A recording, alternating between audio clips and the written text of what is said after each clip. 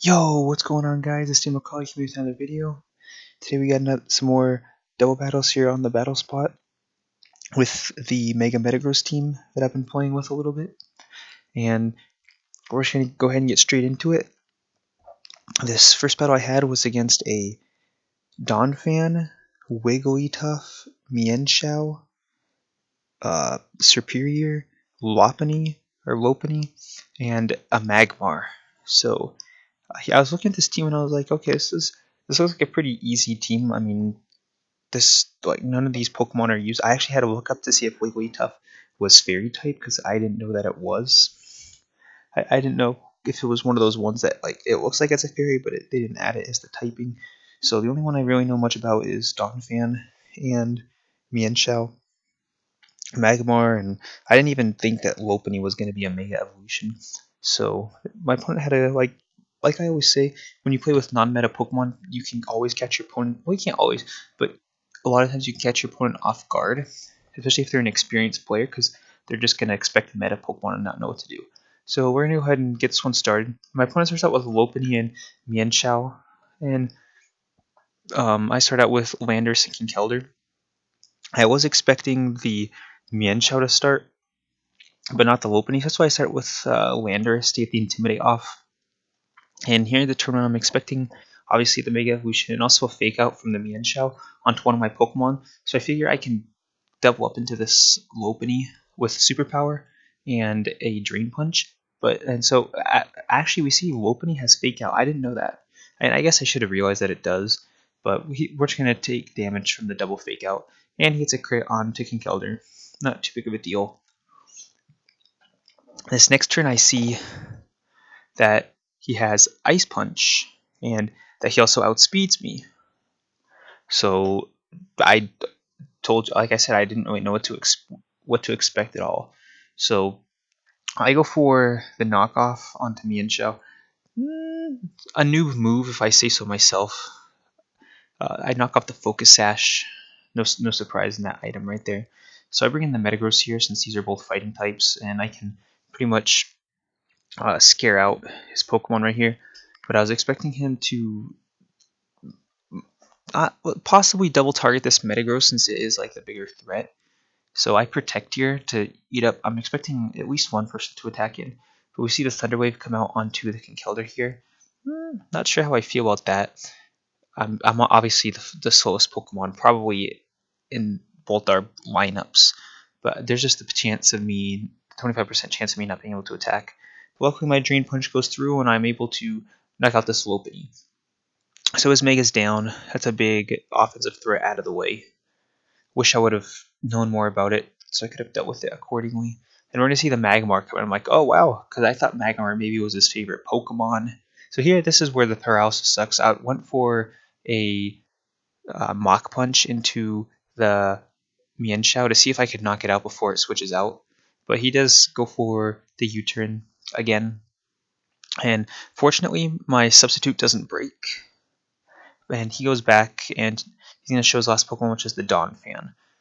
So I have Ice type moves to be able to deal with this thing, but luckily my substitute takes the Flamethrower and we're able to, since I protected last turn, I couldn't protect this turn, but both those are able to soak up both his attacks. So here, he goes for the Protect.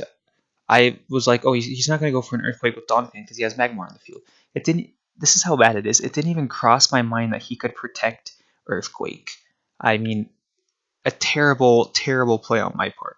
It's not going to knock out Metagross. It almost knocks it out. He does get the crit and on Kinkeldurr, so he gets a double crit there. And it was just a terrible play right there. I should have protected with Metagross, or at least gone for a substitute. So he reveals Psychic. I know I can survive this since I have Assault Vest and it's not Stab.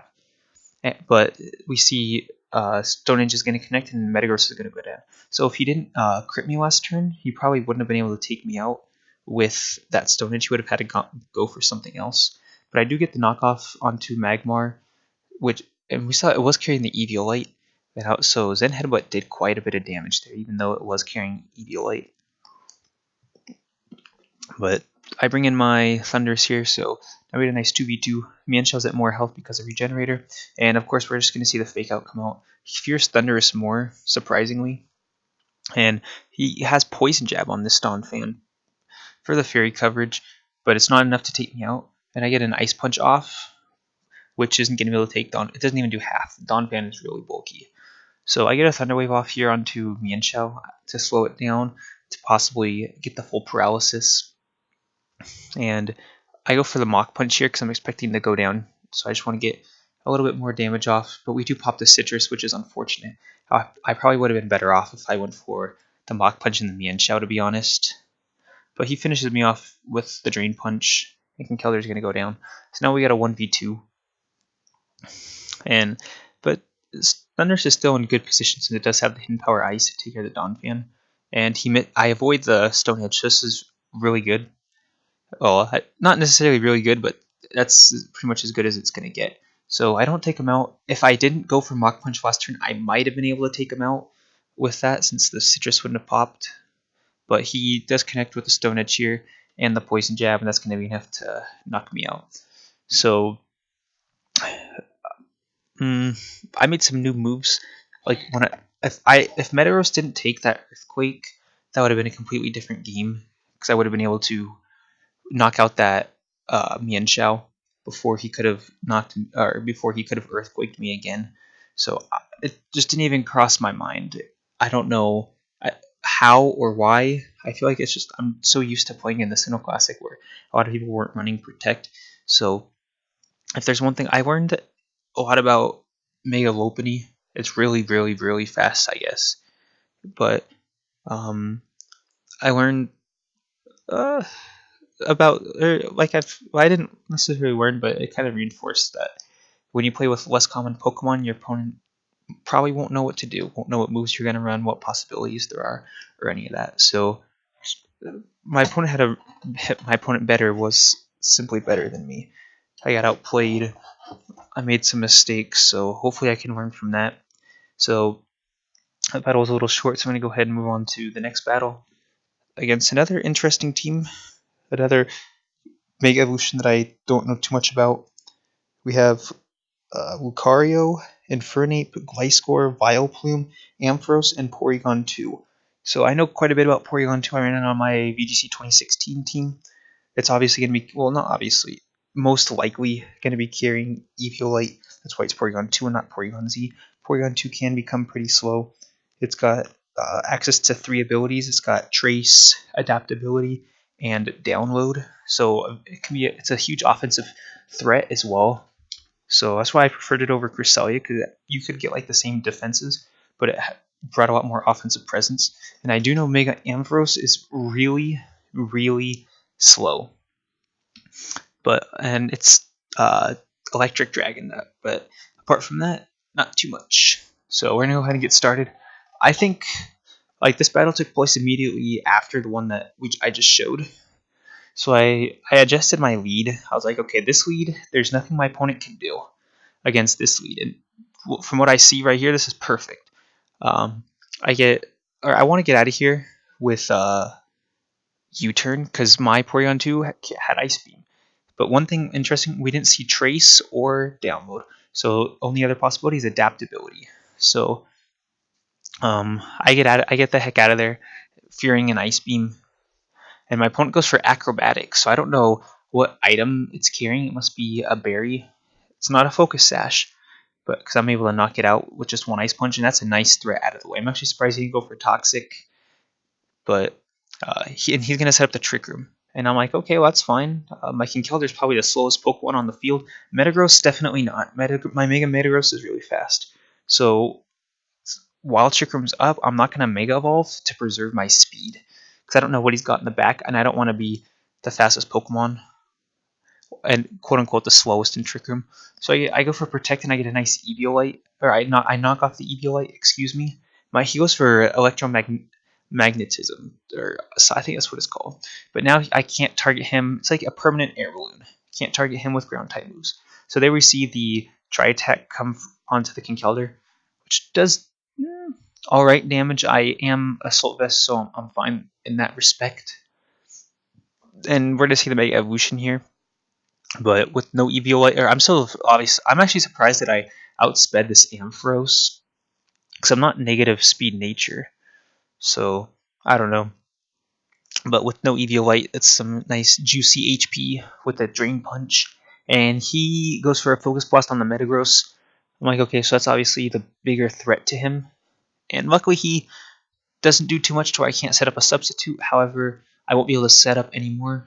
So we see his last Pokemon's Infernape, and I Protect here, expecting a Fire type move, maybe even the Fake Out.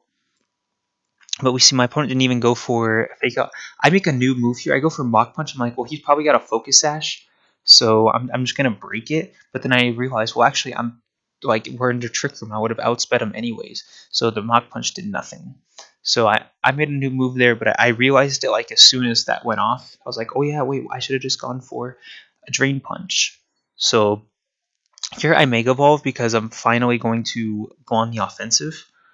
And he goes for the Mach Punch, and unfortunately for him, it doesn't even break my sub. So, and we see he is Life Orb. He's not a Focus Sash, but I Mega Evolve because I'm finally going on the offensive. I want the extra attack stats. And he's going to connect with another Focus Blast.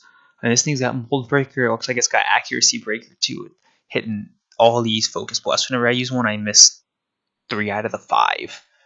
But I hit the Zen Headbutt. I've been really lucky with the accuracy with the Mega Metagross, and I guarantee you in the next few videos there's going to be a lot of misses, just because I said that. But this next turn, the Trick Room expires, so now Mega Metagross is the fastest Pokemon on the field. Boom. Another Focus Blast connects. That's 3 for 3. That is some nice luck that he's got. He knocked out the Mega Metagross, which is fine. I think I still have both my other Pokemon in the back. And I go for the Drain Punch here since it actually does more damage than the Ice Punch. Since it's actually no, I wouldn't do more. But that's gonna be it.